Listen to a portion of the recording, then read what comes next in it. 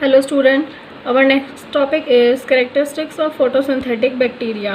Hope आपको पहले की भी सारी वीडियोस समझ में आई होंगी। अगर आपको कुछ ऐसा इश्यू होता है तो आप प्लीज़ उसमें कमेंट कर दे करो बेटा, तभी मुझे समझ में आएगा कि मतलब कुछ अगर उसमें मुझे कुछ अपडेट करना है, कुछ चेंज करना है, जो भी है। वैसे तो सारे इजी टॉपिक्स हैं, ये अभी स्टार्टिंग के ही मैं करा रही हूँ।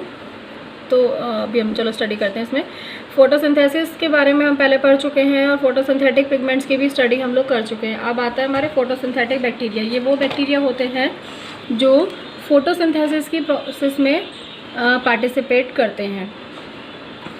तो चलो आगे करते हैं। The most important biological process on earth is photosynthesis. तो ये चीज़ हमें पता है, फोटोसिंथेसिस हम बहुत पहले से स्टडी करते आ रहे हैं। अभी तक हमने प्लांट्स में की है, अभी आगे हम इसमें माइक्रोस्कोप्स में माइक्रो ऑर्गेनिजम्स वगैरह, बैक्टीरिया वगैरह में कर रहे हैं स्टडी। इसमें क्या है कि अर्थ की जो सबसे इम्पॉर्टेंट जो बायोलॉजिकल प्रोसेस है वो फोटोसिंथेसिस होती है, जिसमें कि लाइट एनर्जी का केमिकल एनर्जी में कन्वर्जन होता है। जो ऑर्गेनिजम्स फोटोसिंथेसिस की प्रोसेस करते हैं उन्हें हम फोटोट्रॉफ्स कहते हैं। मोस्टली जो फोटोट्रॉपिक ऑर्गेनिजम्स होते हैं वो ऑटोट्रॉफ्स भी होते हैं, क्योंकि देखो फोटोसिंथेसिस में वो लोग अपने लिए फूड का ही प्रोडक्शन करते हैं। तो ऑटोट्रॉफ भी वही होगा जो अपना खाना खुद बना सकता है। ठीक है, अभी आगे। Energy from light is used in the reduction of CO2 in organic compounds, photo autotrophy. Energy from light is used in, इसका ये है कि जो लाइट की एनर्जी है उसका यूज़ करते हैं CO2 का रिडक्शन करके ऑर्गेनिक कंपाउंड्स की फॉर्मेशन के लिए, और इस प्रोसेस को हम कहते हैं फोटो ऑटोट्रॉफी।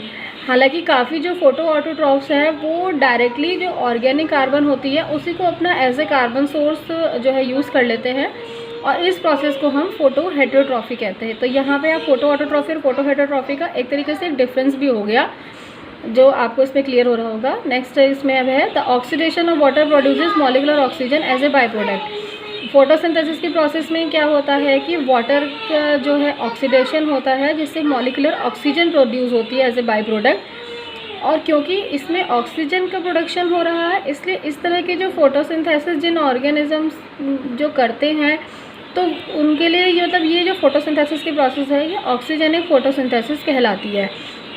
हालांकि जो कुछ फोटोट्रॉफिक बैक्टीरिया ऐसे भी होते हैं जो वाटर का ऑक्सीडाइजेशन नहीं करते हैं और उनमें ऑक्सीजन भी प्रोड्यूस नहीं होती है, और इस टाइम पे जो फोटोसिंथेसिस होती है उसको हम बोलते हैं एनऑक्सीजेनिक फोटोसिंथेसिस। ठीक है, आगे अब आते हैं फोटोसिंथेटिक माइक्रो ऑर्गेनिजम्स। इनमें क्या है कि हमने पूरे लाइफ की जो है उसको हमने 3 डोमेन्स में हमने डिवाइड किया, आर्किया, बैक्टीरिया, यूकैरिया, जिसको हम पहले भी स्टडी कर चुके हैं। अपने फर्स्ट सेमेस्टर में हमने क्लासिफिकेशन स्टडी किए थे। तो अभी इसमें क्या है कि historically the term photosynthesis has been applied to organism that depend on chlorophyll. तो ये चीज़ आपने पढ़ी है कि लीव्स में क्लोरोफिल होता है प्लांट्स में, तो जो है वो फोटोसिंथेसिस की प्रोसेस करते हैं।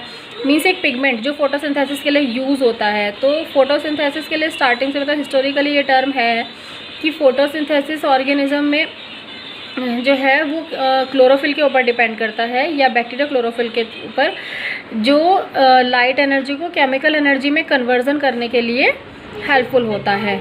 अब these include organisms in the domains bacteria. Bacteria में जो इस तरह का जो डोमेन है ये बना हुआ हमारा आर्किया, बैक्टीरिया, यूकैरिया।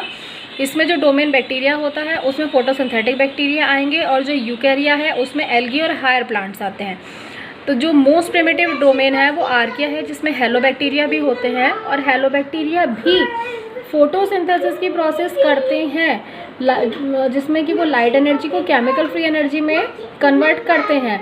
लेकिन क्या है कि उनकी जो फोटोसिंथेसिस की प्रोसेस है वो नॉर्मली जो हायर ऑर्गेनिजम्स हैं उनसे अलग है, क्योंकि ना तो उनमें जो है वो ऑक्सीडेशन हो रही है, ना उनमें रिडक्शन होती है, और जो है ना ही वो CO2 को यानी कार्बन डाइऑक्साइड को एज ए अपना कार्बन सोर्स जो है वो उसको यूज़ करते हैं। जबकि उनमें सेम फोटोसिंथेसिस की वही वाली प्रोसेस है कि लाइट की एनर्जी को वो केमिकल एनर्जी में ही जो है कन्वर्ट करते हैं, लेकिन उसमें ना ऑक्सीडेशन करते हैं। ऑक्सीडेशन से मेरा मतलब यहाँ पे आता है कि वाटर का ऑक्सीडेशन के जैसे वाटर मॉलिक्यूल बनता है और फिर उसके बाद प्रोसेस होती है, तो ना ऑक्सीडेशन होता है ना रिडक्शन होता है, ना ही CO2 को ऐसे कार्बन सोर्स लेते हैं। इसलिए कुछ ऐसे बायोलॉजिस्ट भी हैं जिन्होंने हेलोबैक्टीरिया को एज ए फोटोसिंथेटिक नहीं माना है।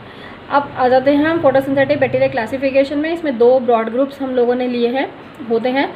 एक होता है एनऑक्सीजेनिक फोटोसिंथेटिक बैक्टीरिया, दूसरा होता है ऑक्सीजेनिक। एनऑक्सीजेनिक फोटोसिंथेटिक बैक्टीरिया आपको देखो क्लियर हो रहा होगा, एनऑक्सीजेनिक मीन्स जहाँ पे ऑक्सीजन का यूज़ ना हो रहा हो। तो कुछ फोटोसिंथेटिक बैक्टीरिया ऐसे होते हैं जो लाइट एनर्जी से ही इलेक्ट्रॉन्स का एक्सट्रैक्ट कर लेते हैं वाटर की जगह, मतलब वाटर का यहाँ पे कोई रोल नहीं होता है, ठीक है। इस तरह के जो ऑर्गेनिजम्स होते हैं वो शुरू से जो उनका जो मतलब एंशिएंट ओरिजिन जो है, जो उनका जो इवोल्यूशन है वो ऑक्सीजेनिक से ही हुआ है, लेकिन बाद में जाते जाते ही जो म्यूटेशन हुए या और भी जो भी रहे होंगे उसकी वजह से वो एनऑक्सीजेनिक में कन्वर्ट हो गए हैं। तो एनऑक्सीजेनिक फोटोसिंथेटिक जो ऑर्गेनिजम्स होते हैं उसमें भी बैक्टीरिया डोमेन रहता है, जिसके 4 फाइलाज होते हैं। एक होता है पर्पल सल्फर, एक होता है पर्पल नॉन सल्फर, एक ग्रीन सल्फर, एक green non sulphur bacteria. Anoxygenic photosynthesis की जो प्रोसेस होती है वो उसमें जो इलेक्ट्रॉन डोनर्स होते हैं वो हमारे जैसे कि सल्फ़र हो गया है, मॉलिक्यूलर हाइड्रोजन हो गया, ये मतलब एक तरीके से मान सकते हैं ऑर्गेनिक कंपाउंड्स होते हैं। इस तरह के जो बैक्टीरियाज होते हैं वो फ्रेश वाटर में, मेरीन और हाइपरसलाइन वाटर में रहते हैं। इस जो एनऑक्सीजेनिक फोटोसिंथेटिक बैक्टीरिया है उनको भी हमने उनके पिगमेंट्स के बेस पर जो है वो 3 ग्रुप्स में डिवाइड किया है।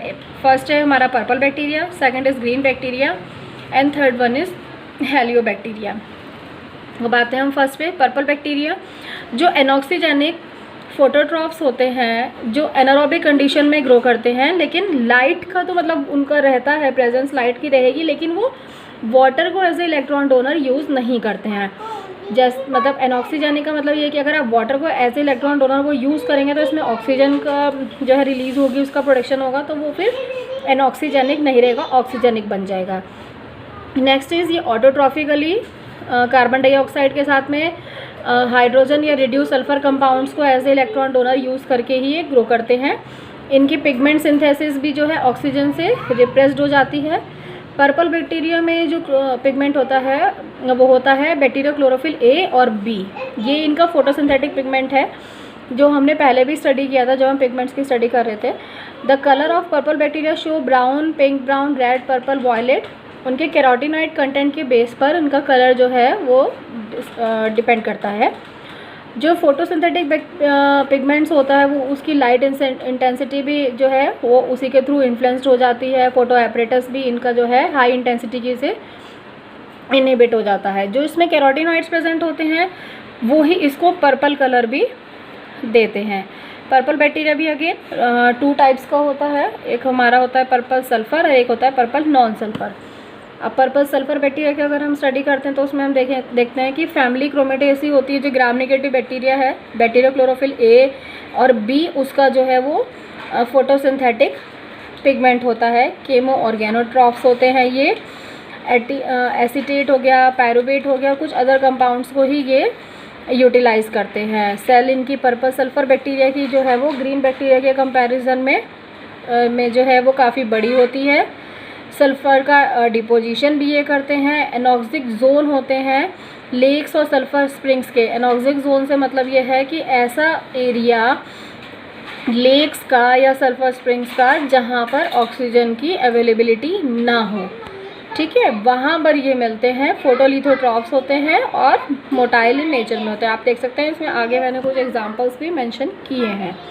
Next is purple non sulphur. Non sulphur से समझ में आ रहा है कि ये सल्फ़र की कंसनट्रेशन इनमें या तो होगी नहीं और होगी तो बहुत कम होगी। इसकी फैमिली भी दे रखी है एक्टोथायरोडोस्पेरेसी।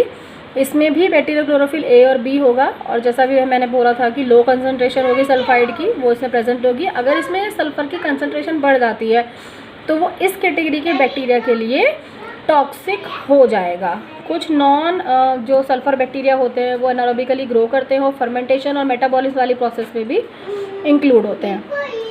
Next one is green bacteria. अब ग्रीन बैक्टीरिया से ऐसा मत सोचना कि इसका कलर ग्रीन होगा, ये कैरोटीनॉइड्स की प्रेजेंस की वजह से, उनके कंपोनेंट्स की वजह से इसका कलर ग्रीन की जगह ब्राउन होता है। ग्राम नेगेटिव होते हैं ये बैक्टीरिया, बैक्टीरिया क्लोरोफिल। यहाँ पे जो BCHL मैंने जो मेंशन किया हुआ इसका मतलब है बैक्टीरिया क्लोरोफिल। तो इसमें बैक्टीरिया क्लोरोफिल CD और E होता है और साथ ही कुछ अमाउंट में A भी प्रेजेंट होता है इसमें। फोटोसिंथेटिक एपरेटस क्लोरोसोम होता है, सॉरी, इनको ग्रोथ के लिए विटामिन की नीड नहीं होती है। अगेन पर्पल बैक्टीरिया के लिए तरह ये भी दो टाइप से होते हैं, ग्रीन सल्फर और green non sulphur.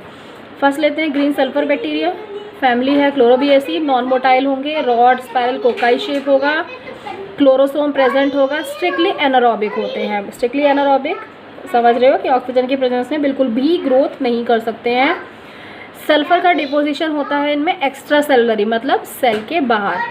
Next is green non sulphur. Non sulphur से वही जैसे मतलब था कि जब सल्फर की इसमें जो है वो डिपोजिशन वगैरह नहीं होगी, सल्फर नहीं होगा इसमें। फिलामेंशियस ग्लाइडिंग बैक्टीरिया होंगे, ये थर्मोफिलिक होते हैं नेचर में। थर्मोफाइल्स के बारे में हम स्टडी कर चुके हैं पहले भी। पिगमेंट्स इसमें जो होता है बैक्टीरिया क्लोरोफिल ए, सी और कैरोटीन्स प्रेजेंट होता है, ग्लाइडिंग मूवमेंट देंगे और सल्फर का डिपोजिशन नहीं करते। Next one is hello bacteria. Hello bacteria का भी जैसे आपको पहले बताया था कि जो है ये फोटोसिंथेटिक से थोड़ा डिफरेंट होते हैं, इसलिए कुछ लोग इन्हें फोटोसिंथेटिक नहीं मानते हैं। तो हेलो बैक्टीरिया जो है ये एनऑक्सीजेनिक फोटोसिंथेटिक बैक्टीरिया से थोड़े बहुत डिफरेंट होते हैं। ग्राम पॉजिटिव होंगे, रॉड शेप होंगे, मोटाइल होते हैं आइदर बाय ग्लाइडिंग और बाय मीन्स ऑफ फ्लैजेला, या तो ग्लाइडिंग की वजह से या फिर फ्लैजेला की वजह से जो है ये मोटाइल होते हैं। कुछ हेलो बैक्टीरिया ऐसे होते हैं जो एंडोस्पोर्स का प्रोडक्शन करते हैं और उनकी ग्रोथ जो है 42 डिग्री सेल्सियस तक रहती है। कलर इनका ग्रीन होता है और मेनली जो है ये ट्रॉपिकल सॉइल में प्रेजेंट होते हैं। इनका जो पिगमेंट होता है वो होता है bacteriochlorophyll g. Now the last one is oxygenic photosynthetic bacteria. Oxygenic से तो समझ ही रहे हो कि सिंपल फोटोसिंथेसिस की प्रोसेस जिनमें होगी। तो ऑक्सीजेनिक फोटोसिंथेटिक बैक्टीरिया वो यूनिसेलुलर भी हो सकते हैं, मल्टीसेलुलर भी हो सकते हैं। बैक्टीरिया क्लोरोफिल ए होगा और ऑक्सीजेनिक फोटोसिंथेसिस कैरी करेंगे, यानी कि इनमें ऑक्सीजन या वाटर मॉलिक्यूल्स का यूज़ रहता है। They are mostly represented by gram negative cyanobacteria. ज़्यादातर इसमें ग्राम नेगेटिव साइनोबैक्टीरिया ही होते हैं। Carboxysome, gas vesicles, gliding movement, ये सब चीज़ें इसमें होगी। फोटोसिंथेसिस ऑक्सीजनिक यानी कि ऑटोट्रॉफिक होगा। और फोटोसिंथेसिस जो है वो जो मटेरियल मतलब इनका जो प्रोडक्ट बनता है वो ग्लाइकोजन की फॉर्म में बनता है। तो स्टूडेंट्स ये था हमारा कैरेक्टरिस्टिक्स ऑफ फोटोसिंथेटिक बैक्टीरिया। ये मैंने आपको इसमें सारे बता दिए हैं। अगर आपको इसमें वीडियो में कुछ भी ऐसा लगे कि जो आपको समझ में नहीं आया तो आप प्लीज़ इसमें कमेंट कर दीजिए। ऐसा कुछ नहीं है बच्चे कि आप लोग कमेंट करोगे तो उसको मैं कुछ अदर वे में लूँगी। आप अपना क्लियर रखो, जिससे आपको, मेरा मतलब सिर्फ ये है कि आप लोगों को हर चीज़ समझ में आनी चाहिए। जब इतना मतलब मैं भी एफर्ट कर रही तो मैं चाहती हूँ कि थोड़े से एफर्ट्स आप भी डालें इसमें। अगर आपको इस वीडियो में से कोई भी चीज़ नोट करने में इशू हो रहा है तो मैं आपको इसके, मेरे पास बनी हुई है, मतलब रिटर्न में है ये पूरा मटेरियल, तो मैं आपको वो भी आगे फॉरवर्ड कर दूँगी। Okay students, thank you.